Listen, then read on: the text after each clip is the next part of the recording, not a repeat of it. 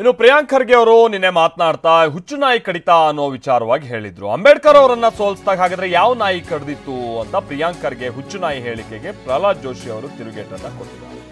ಅಮಿತ್ ಶಾ ವಿಚಾರವಾಗಿ ಬಾಯಿಗೆ ಬಂದಂಗೆ ಮಾತನಾಡ್ತಾರೆ. ನಿಮ್ಮ ನಾಯಕರಿಗೆ ಯಾವ ನಾಯಿ ಕಡಿದಿತ್ತು? ಸಿಟಿ ರವಿ ಕೇಸ್ ಗೃಹ ಸಚಿವರ ಗಮನಕ್ಕೆ ಇಲ್ಲ ಅನ್ನೋದಾದ್ರೆ ಆ ಹುದ್ದೆಯಲ್ಲಿ ಅವ್ರು ಇರಬೇಕೋ ಬೇಡವೋ? ಏನೇ ಆದ್ರೂ ಹೋಮ್ ಮಿನಿಸ್ಟರ್ ಗಮನಕ್ಕೆ ಬರುತ್ತೆ. ಗೊತ್ತಿಲ್ಲ ಅಂದ್ರೆ ಏನರ್ಥ? ಪರಮೇಶ್ವರ್ ಒಬ್ಬ ಜೆಂಟಲ್ಮನ್. ಸಿಟಿ ರವಿ ವಿಚಾರದಲ್ಲಿ ಅತ್ಯಂತ ಭಯಂಕರ ದ್ವೇಷವನ್ನ ಸಾಧಿಸಲಾಗಿದೆ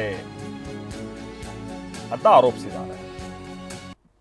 ನಾವು 10 ಸರಿ ಅಲ್ಲ 1000 ಸರಿ ಅಂಬೇಡ್ಕರ್ ಅವರ ಜಪ ಮಾಡ್ತೀವಿ, ಸಂವಿಧಾನದ ಜಪ ಮಾಡ್ತೀವಿ. ಇವ್ರಿಗೇನು ಪ್ರಾಬ್ಲಮ್ ಅಂದರೆ ಇವ್ರ ಆಲೋಚನೆಯಲ್ಲಿ ಅಂಬೇಡ್ಕರ್ ಅವ್ರು ಇಲ್ಲ.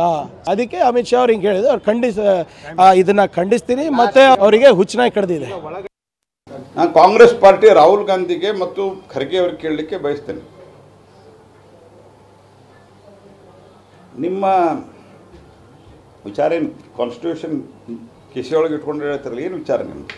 ಅಂಬೇಡ್ಕರ್ಗೆ ಅಪಮಾನ ಮಾಡಿದಂಥವ್ರು ನೀವು ಈಗಾದರೂ ಸುಧಾರಿಸ್ಕೋಬೇಕಂತ ಬೇಡವಾ? ನಿಮಗೆ ಹೋರಾಟ ಮಾಡಬಾರ್ದ? ನಮ್ಮ ಸರ್ಕಾರದಾಗ ಹೋರಾಟ ಮಾಡಿಲ್ವ ನೀವು? ಬಳ್ಳಾರಿಗೆ ಹೋಗಿ ತೊಡೆ ತಟ್ಟಿದ್ರಲ್ರಿ. ನಾವೇನು ನಿಮ್ಗೆ ಸರ್ಕಾರ ನಿಮ್ಮ ಪೊಲೀಸರು ಪ್ರೊಟೆಕ್ಷನ್ ಕೊಟ್ಟಿದ್ರೆ ಇಲ್ಲ? ಮತ್ತು ಆ ಪ್ರಿಯಾಂಕಾ ಖರ್ಗೆ ಅನ್ನೋರು ಬಾಯಿಗೆ ಬಂದಂಗೆ ಮಾತಾಡ್ದ. ಅಮಿತ್ ಶಾ ಅವರಿಗೆ ಹುಚ್ಚುನಾಯಿ ಕಡ್ದದ ಈ ರೀತಿ ಎಲ್ಲ ಹುಚ್ಚುಚ್ಚು ಮಾತನಾಡ್ತೀರಿ. ನಿಮ್ಮ ಪ್ರಮುಖರಿಗೆ ಯಾವ ನಾಯಿ ಕಡ್ದಿತ್ತು ಹೇಳ್ರಿ? ಅಂಬೇಡ್ಕರ್ನ ಅಪಮಾನ ಮಾಡಿದಾಗ ದಿಲ್ಲಿಯಲ್ಲಿ ಅವನ ಅಂತ್ಯಕ್ರಿಯೆಗೆ ಅವಕಾಶ ಕೊಡಲಿಲ್ಲಲ್ಲ. ಯಾವ ನಾಯಿ ಕಡ್ದಿತ್ತು ನಿಮ್ಗೆ? ಅಂಬೇಡ್ಕರ್ ಅವ್ರಿಗೆ ಅಂಬೇಡ್ಕರ್ ಅವರ ಸ್ಮಾರಕವನ್ನು ಮಾಡಬೇಕು, ಅಂಬೇಡ್ಕರ್ ಅವರ ಅಂತ್ಯಕ್ರಿಯೆ ಆದಲ್ಲಿ ಅಂತ ತಿಳ್ಕೊಂಡು ಮುಂಬೈ ಮೇಯರ್ ಪತ್ರ ಬರೀತಾರಲ್ಲ.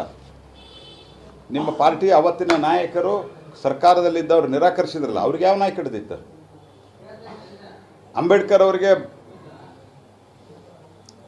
ಸೋಲಿಸಿದ್ರಲ್ಲ, ಅವ್ರಿಗೆ ಯಾವ ನಾಯಿ ಕಡ್ದಿತ್ತು?